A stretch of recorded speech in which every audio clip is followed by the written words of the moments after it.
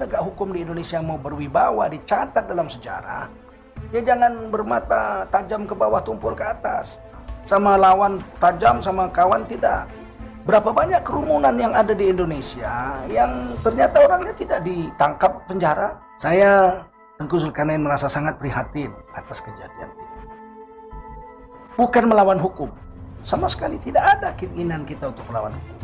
Justru Habib Rizik Syihab datang ke kantor polisi memenuhi panggilan hukum. Polisi itu taat hukum.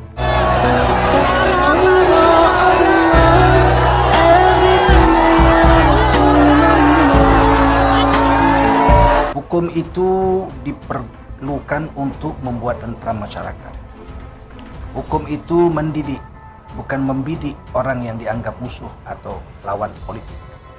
Hukum itu harus sama, matanya kepada siapapun. Tindakannya harus sama dalam kasus yang sama. Tidak boleh dalam kasus yang sama, berbeda tempat, tindakannya berbeda. Ini namanya hukum yang tidak adil. Saya ingin ceritakan bahwa satu hari, seorang putri kepala suku Bani Makhzum mencuri, namanya Fatimah. Mencuri, tertangkap, kemudian diadili, ada bukti, ada saksi. Sebab kalau bukti saksi tidak ada, pengadilan itu disebut pengadilan yang zalim. Al-hukmu qabla al-bayan zulmun. Hukum yang dilaksanakan tanpa saksi dan bukti-bukti, maka hukum itu adalah sebuah kezaliman. Ini perempuan, Fatimah ini, mencuri dan tertangkap. Ada bukti, ada saksi, akhirnya dijatuhkan hukuman potong tangan oleh hakim. Apa yang terjadi? Kepala suku Bani Makhzum merasa malu kalau anaknya cacat seumur hidup, kemana-mana ketahuan mantan maling. Maka kemudian diadakanlah lobby. Dari dulu lobby itu sudah ada. Ya, didatangkanlah mulobiyun, orang-orang yang untuk melobi. Apa yang bisa melobi Rasulullah SAW? Mereka bermusyawarah, akhirnya cucu kesayangan Rasulullah SAW dari anak angkat beliau Zaid bin Harithah, yaitu Usama bin Zaid bin Harithah radhiyallahu anhu, diminta untuk menjadi mulobi, ya, orang yang melobi pada Rasulullah SAW. Berapa kali bolak-balik di depan rumah Rasul, Usama bin Zaid radhiyallahu anhu.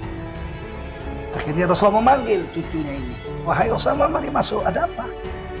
Kemudian Sayyidina Usama bin Zaid radhiyallahu anhu, cucu angkat Nabi yang disayangi ini, masuk ke dalam rumah Nabi, kemudian menceritakan apa yang menjadi misi yang diembannya. Dia mengatakan, "Wahai Rasulullah sallallahu alaihi wasallam, ini yang mencuri ini Fatimah, anak kepala suku, maka beliau ini malu kalau tangannya dipotong, cacat seumur hidup, semua orang akan tahu sampai mati dia bahwa ini adalah mantan maling, sedangkan dia anak orang terhormat, orang kaya. Bagaimana kalau kira-kira diubah hukumannya diubah menjadi hukum denda saja. Kalau denda dia bisa bayar 2 kali lipat dari barang yang dicuri, bahkan 10 kali lipat pun dari barang yang dicuri. Bapaknya, kepala suku ini bersedia membayar asal anaknya bebas dari hukuman potong tangan." Jadi ada lobby di sini. Tolonglah ya Rasul, diterimalah perubahan hukum menjadi hukum denda saja. Merah wajah Rasulullah SAW mendengar ini. Kemudian keluarlah sabdaan Rasulullah SAW yang sangat masyhur.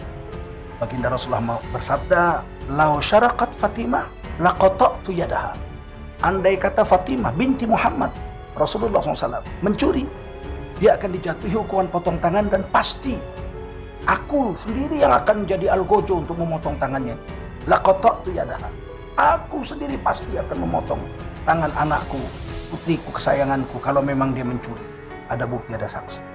Rasulullah tidak bergeming dalam hukum. Makanya Rasulullah ini berwibawa. Tidak ada satu orang pun bisa melihat kelemahan Rasulullah dalam segi ini. Nah, ini yang perlu kita pahami dengan hukum. Kalau penegak hukum di Indonesia mau berwibawa, dicatat dalam sejarah, ya jangan bermata tajam ke bawah, tumpul ke atas. Sama lawan tajam, sama kawan tidak. Berapa banyak kerumunan yang ada di Indonesia yang ternyata orangnya tidak ditangkap penjara. mantan Kapolsek Kembangan menikah, pesta besar-besaran, nggak dipenjara, nggak ditahan di kantor polisi. Padahal harusnya seorang anggota polisi yang berpangkat Kapolsek itu harus memberikan contoh, teladan pelaksanaan hukum. Mereka ternyata tidak menahan Kapolsek ini. Seperti mana menahan Habib Rizik dengan kerumunan yang sama, yaitu menikahkan anak. Bahkan yang Kapolsek ini, saya dengar beredar berita di mana-mana, menikahkan dirinya. Pesta besar, cuma dicopot dari jabatannya. Sekarang tidak ada kabarnya dan pasti tidak ditangkap, tidak ditahan sebagaimana Habib Rizik ditahan. Juga ada kerumunan di Solo.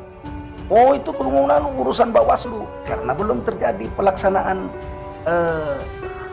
pemilu. Setelah pemilu, syukuran rame-rame, ada videonya di mana-mana beredar.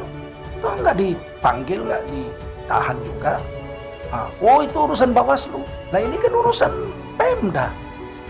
Kalau ada orang melanggar protokol kesehatan, Pemda yang urus. Hukum denda. Saya pikir bukan polisi yang urus, tangkap, pidananya dicari. Kalaupun memang betul polisi berhak memberikan hukum pidananya, maka ya yang sana ditahan, yang sini harus ditahan. Sehingga masyarakat melihat keadilan mata hukum itu sama kepada semua pihak. Baik kepada pihak lawan, yang dianggap lawan, atau pihak yang dianggap kawan. Ini pihak dianggap kawan dan lawan inilah yang kadang-kadang membuat hukum itu menjadi pincang sebelah. Dan itu tidak baik bagi pendidikan anak bangsa, terutama dalam catatan sejarah hukum di negara kesatuan Republik Indonesia ke depan. Nanti akan ada sarjana-sarjana hukum ketika membuat tesisnya, dia akan selidiki masalah ini dan ini menjadi cacat permanen sampai hari kiamat. Alangkah malunya orang-orang yang terlibat dalam perkara ketidakadilan ini, dan anak-anaknya akan malu, ya. Kenapa? Karena bapaknya ada terlibat dalam urusan ini. Ini terus berlanjut. Saya ingin mengetuk saja, bukan ingin membongkar apa-apa aib, bukan. Saya ingin mengetuk hati nurani kita semua agar mentaati hukum dan agar kita seimbang dalam pelaksanaan hukum ini, karena seluruhnya manusia memantau, bahkan mata internasional memantau, rakyat Indonesia memantau, Allah dan Rasulnya nanti di hari kiamat juga akan melihat pengadilan yang maha adil pada mahsyar tentang perkara ini.